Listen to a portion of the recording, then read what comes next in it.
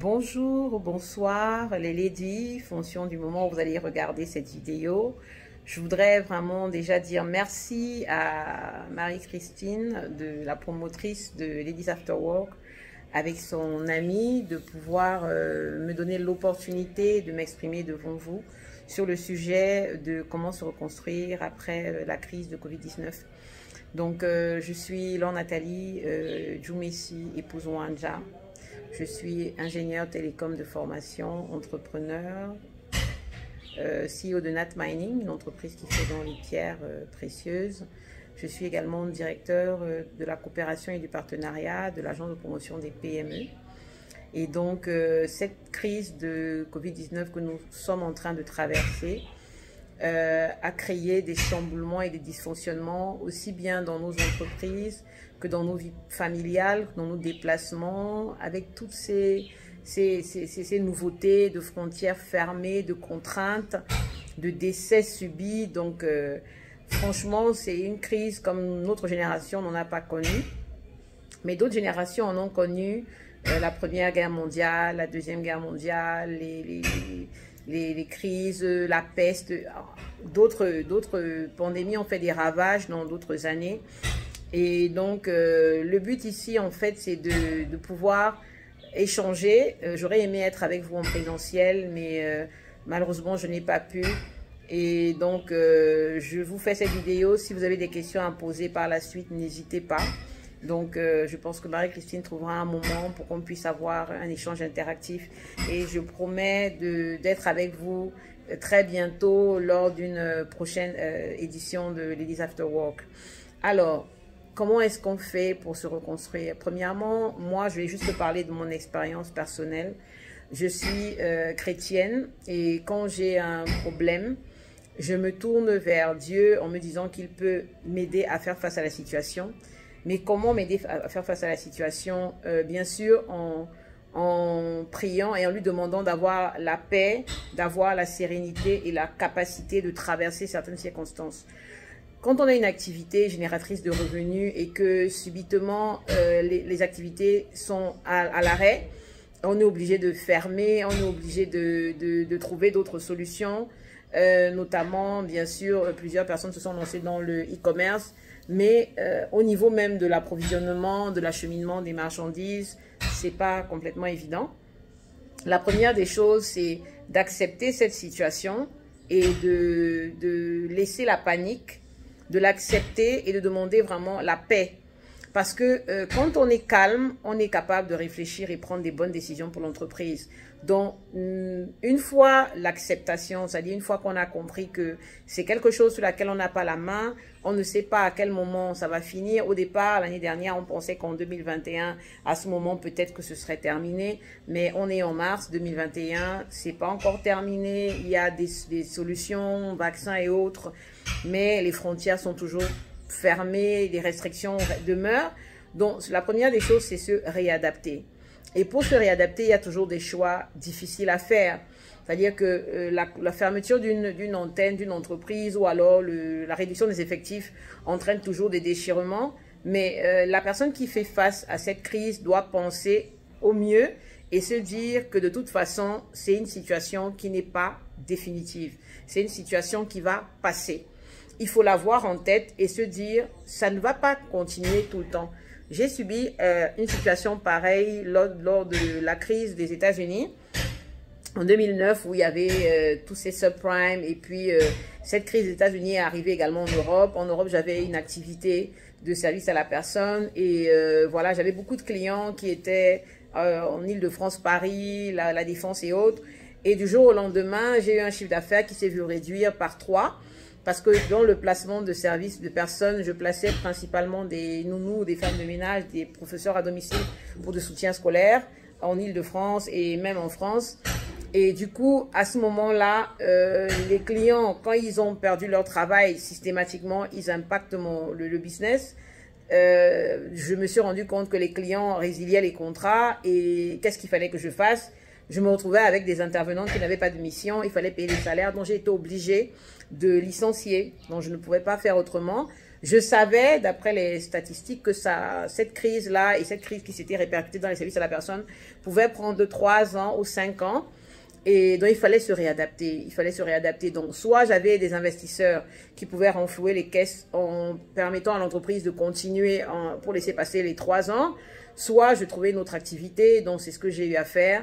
C'était très difficile d'aller au prud'homme, mais j'ai pris le temps d'expliquer aux employés que, au lieu de vous garder et vous n'avez pas de revenus, parce que nous n'arrivons pas à pouvoir gérer, on ne peut pas du jour au lendemain multiplier son chiffre d'affaires qui était à un certain niveau, on perd 2/3 du chiffre d'affaires, ça ne permet pas de payer les frais fixes. Donc du coup, on a discuté ensemble. J'ai par contre permis à certains intervenants de continuer en direct avec les clients. J'ai clôturé cette entreprise et j'ai ouvert une autre entreprise dans les extensions de cheveux naturels. Donc ça m'a fait rebondir sur autre chose. Donc, je pense que les crises sont des occasions, en fait, pour pouvoir se réinventer, à condition, comme je vous dis, de ne pas céder à la panique et de vous dire que ce n'est pas définitif. Donc, cette crise passera de toute façon. Il faudra à chacune de nous la ressource nécessaire pour pouvoir affronter la problématique, pour pouvoir affronter ce qui se passe en cherchant le bien de tout le monde. Garder une entreprise ouverte qui n'a plus de chiffre d'affaires, c'est compliqué pour les salariés qu'on fait travailler sans savoir comment on va les rémunérer. Trouver des solutions de vente, peut-être que si l'entreprise vendait uniquement sur place, donc vendre à distance, c'est aussi toute une autre organisation parce qu'il faut l'acheminement, il faut le contrôle de la qualité, il faut gérer les retours des clients insatisfaits. Donc, quand c'est une activité en fait où on peut tenir en créant un autre pan, vivement, on peut le faire en regardant comment est-ce qu'on peut réduire les coûts. Parce que les yeux doivent être rivés sur les coûts, puisque une fois qu'il y a une chute drastique d'activité, les frais fixes doivent être réduits en commençant par le porteur de projet, dont le chef d'entreprise lui-même. Donc, les coûts doivent être réduits en commençant par le chef d'entreprise, mais il doit avoir un mental qui va lui permettre de savoir que dans la vie de tout un chacun, on peut avoir, on va dire, 5 grosses crises. Et il faudrait se préparer à ces crises-là. La perte d'un être cher, que ce soit un parent, un conjoint ou un enfant, ça peut arriver, mais ça ne doit pas être l'occasion de perdre complètement pied. C'est une crise. La chute d'une entreprise, c'est une crise. Mais après, il faut voir comment le prendre. Ce n'est pas la fin du monde. Une pandémie qui nous a arraché un être cher, on est bien sûr impacté, mais si on se laisse abattre, tous ceux qui dépendent de nous derrière n'auront pas de possibilité. Et donc, il est important pour sortir de cette crise d'avoir un mental de fer. Et pour avoir ce mental de fer, moi, c'est la prière. Donc, je prie et je m'attends à Dieu. Je sais qu'il ne m'abandonnera jamais. Et chaque jour, en fait, je fais des petits pas pour aller vers la reconstruction. Que ce soit la reconstruction émotionnelle ou la reconstruction financière. Si par exemple tu es une lady qui avait un travail et qu'avec la crise par exemple on réduit ton salaire ou bien alors on va vers une réduction d'effectifs, vraiment garde le moral. Ce qui est sûr, c'est que ta valeur ne part pas. Ta valeur intrinsèque, elle est en toi, avec ce que tu as construit, avec ce que tu as réalisé, et tu auras toujours la capacité de pouvoir recréer autre chose. Donc ce déséquilibre apparent n'est qu'une occasion en fait pour toi de pouvoir te réinventer et de repuiser dans tes capacités. Dans la vie d'un être humain, surtout une femme qui est accompagnée, qui a des amis, on a toujours la possibilité de regarder à autre chose. Et une crise nous permet justement de regarder vers quelque chose qu'on n'aurait pas regardé auparavant parce qu'on était habitué à un certain fonctionnement, on avait peut-être déjà acquis quelque chose, on était stable dans une boîte ou bien on avait stabilisé une structure. Maintenant, ce déséquilibre, ce chamboulement, cette perte de revenus, cette perte d'organisation qu'on avait déjà fait, ce facteur extérieur, parce que le Covid-19 n'est pas, cette crise-là n'est pas liée à vous. Elle est mondiale et elle demande justement comment je peux dire, d'accepter, parce que quand c'est une situation qui arrive, c'est le mental en fait qui joue maintenant. Donc il faut se dire que elle va passer, ce qui est sûr, elle passera, elle ne restera pas définitive et pendant qu'elle passe, il ne faut pas qu'elle nous emporte. Donc, ça veut dire que la priorité pour nous, vu que c'est une crise sanitaire, c'est de rester en vie. c'est de sensibiliser aussi bien dans notre entreprise sur les mesures barrières, le gel, le port du masque, etc. Nous, au Cameroun, nous avons la chance, nous avons de la Artemisia, nous avons le Goulbetara, nous avons plusieurs produits que nous pouvons prendre pour nous fortifier. Donc, nous devons apprendre à nous recentrer. Et parfois même, cette crise peut être une bénédiction parce que souvent, on pouvait être dans une situation où on n'avait pas de temps pour nous-mêmes. On n'avait pas de temps pour notre famille. On était en train de courir, courir, courir. Et le fait que cette crise impose un recul ou un stop nous permet de repenser les vraies valeurs, de repenser les priorités, de repenser ce qui est effectivement important, tout en gardant justement la dynamique de pouvoir créer des revenus et travailler autrement. Donc franchement, moi je pense que le Covid-19, au-delà de la chute d'activité, la perte d'activité, pour moi ça m'a apporté de pouvoir me poser, ça m'a apporté de pouvoir me réfléchir. Mon activité par exemple de pierres précieuses, c'est une activité qui se fait exclusivement à l'époque sur les salons internationaux. Donc je n'imaginais pas, je n'envisageais même pas qu'au Cameroun, des gens puissent payer des pierres 200, 300 000 juste la pierre. Et donc, c'était pas ma cible. Donc, au Cameroun, je m'approvisionnais en pierre, je taillais à l'international et je m'inscrivais sur les salons internationaux pour vendre. Maintenant que la crise a fait qu'il n'y a pas moyen de se déplacer, ça demande de se réorganiser et de trouver sur place, en fait, un nouveau marché, des nouveaux débouchés. Ça demande de discuter avec les fournisseurs pour leur faire comprendre que voilà qu'on va attaquer un nouveau marché. Ça demande même de gérer un stock qu'on ne pourra pas réapprovisionner facilement. Donc, ça change l'organisation, du moins pour un temps, parce que de toute façon, cette crise passera et les salons internationaux se rouvriront à nouveau. Parce que, vous savez, quand il y a des salons qui reçoivent 20 000 personnes, ils sont fermés partout dans le monde. Donc, mon activité a été impactée de plein fouet, mais il a fallu que je crée une niche sur le Cameroun. Donc, je commence à me dire, waouh, le Cameroun est peut-être un pays. La Côte d'Ivoire, les pays voisins, et que je commence à former sur place des jeunes. Parce que le métier de pierre, bah déjà connaître les pierres, savoir quels peuvent être le coût, comment expliquer aux clients, c'est tout un travail. Et puis, j'ai commencé donc à me dire, il faut une éducation à la population. Parce que, par exemple, dans les pays comme l'Inde, etc., les gens sont habitués à payer des pierres.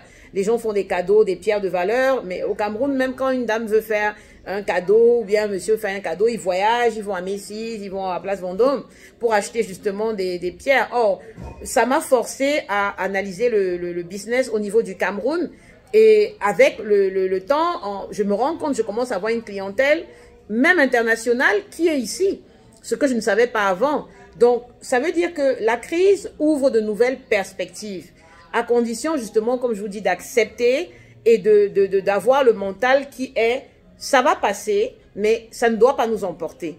Et à ce moment-là, on a une autre vision de la chose, mais il faut rester en vie, parce que la priorité vraiment, c'est rester en vie, prendre les médicaments qu'il faut, prendre les accompagnements qu'il faut. Si vous avez les symptômes, rapidement prendre tout ce qui est prévu par la médecine, que ce soit traditionnelle ou moderne, mais garder cette combativité-là pour pouvoir traverser cette crise.